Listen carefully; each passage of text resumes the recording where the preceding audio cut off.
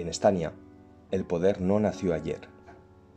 Mucho antes de que existieran plazas, decretos o estrados, ya había animales que mandaban y animales que obedecían.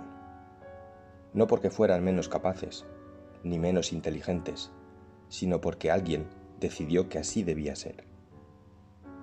Durante generaciones, la fuerza fue la herramienta principal del dominio. Garra contra garra, diente contra cuello. Quien tenía el poder lo ejercía sin disimulo, y quien lo sufría apenas tenía margen para rebelarse. Las cadenas eran visibles, el miedo constante. Con el tiempo, Estania cambió, o eso parecía. Las cadenas desaparecieron, los grilletes se oxidaron y fueron enterrados bajo palabras nuevas: orden, progreso, convivencia. El látigo dejó paso al papel, a los sellos, a las leyes escritas por unos pocos y explicadas a muchos. El poder aprendió algo esencial. No necesitaba ser violento para ser obedecido. Bastaba con ser permanente. Así nació la servidumbre moderna. Los animales de Estania comenzaron a trabajar con la esperanza de vivir mejor que sus padres. Se levantaban al amanecer, cruzaban campos y caminos, cuidaban huertos, talleres y comercios. Trabajaban duro, con orgullo. Creían que el esfuerzo traería estabilidad. Pero algo no cuadraba. Cuanto más trabajaban, más obligaciones aparecían. Siempre había una nueva cuota, una contribución necesaria, un sacrificio inevitable por el bien común. El esfuerzo nunca era suficiente, el descanso siempre provisional. Al principio, los impuestos no nacieron como una injusticia. En Estania, como en muchas granjas antes, se presentaron como una herramienta necesaria para construir caminos, para mantener los hospitales, para educar a las crías, para proteger a los más débiles. Y durante un tiempo, muchos animales aceptaron ese esfuerzo colectivo, porque creían que servía para mejorar la vida de todos. Pero con los años, algo empezó a romperse. Las contribuciones aumentaban, pero los servicios no mejoraban.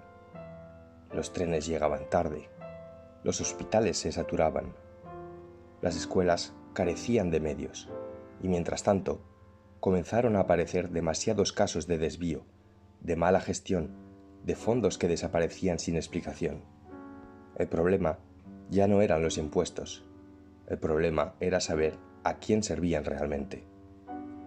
El poder no pedía permiso. El poder reclamaba, y lo hacía con una sonrisa. En las madrigueras, en los establos, en los nidos, las conversaciones se parecían cada vez más. Trabajamos más que nunca, decían algunos, pero vivimos peor. Con todos los impuestos que pagamos, ¿cómo no hay para arreglar las infraestructuras de Estania?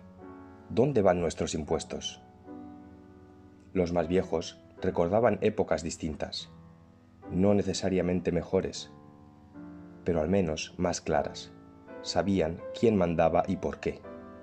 Ahora el poder era difuso, lejano, siempre justificable. No es culpa de nadie, decían los mensajeros, es el sistema. El sistema nunca dormía. Los cochinos del consejo aprendieron pronto que gobernar no consistía en imponer, sino en convencer. Hablaron de derechos, de justicia social, de equilibrio, y mientras hablaban, multiplicaron los formularios, las tasas, los inspectores. Cada animal debía aportar un poco más, siempre un poco más. El poder se alimentaba de pequeños bocados, nunca de un gran mordisco. Así evitaban el ruido, así evitaban la rebelión. Quien protestaba era señalado como insolidario, quien dudaba como egoísta, quien no podía pagar como irresponsable. Con la llegada de Perro Sancho, muchos pensaron que algo cambiaría. El nuevo dirigente se presentó como diferente. Juró no ser como los anteriores. Prometió proteger a los más débiles, equilibrar la balanza, devolver dignidad a los animales de Estania. Hablaba con tono amable, cercano. Decía comprender el cansancio del pueblo. Pero el poder, una vez sentado, rara vez cambia de naturaleza. Bajo su mandato, los impuestos no solo crecieron, se volvieron omnipresentes. Cada actividad, cada intercambio, cada intento de prosperar pasaba por el filtro del Consejo. El esfuerzo individual era observado, medido y grabado. No importaba si el animal apenas sobrevivía o si lograba levantar cabeza. El resultado era el mismo: pagar. Los siervos del poder ya no llevaban cadenas visibles, llevaban calendarios llenos, llevaban cuentas que no cuadraban, llevaban miedo a enfermar, a fallar, a quedarse atrás, porque en Estania equivocarse se había convertido en un lujo. El poder hablaba de solidaridad, pero exigía obediencia. Hablaba de justicia, pero castigaba el esfuerzo. Hablaba de futuro, mientras hipotecaba el presente. Algunos animales comenzaron a preguntarse en voz baja si aquello era realmente vivir. Si trabajar para mantener un sistema que nunca se saciaba tenía sentido. Si no se había cambiado la esclavitud por una versión más elegante, más silenciosa, pero igual de eficaz. Porque el siervo moderno no pertenece a un amo concreto, pertenece al poder. En las plazas, los discursos seguían. Las palomas, como Hipia Chotorrondo, transmitían los mensajes oficiales. Las golondrinas, como Guillermo el Teatrero, advertían del peligro. Pero el ruido era tanto que muchos preferían no escuchar. El poder contaba con eso, con el cansancio, con la resignación, con la idea de que no hay alternativa. Y así, Estania avanzaba, no hacia adelante, sino en círculos, siempre girando alrededor del mismo centro.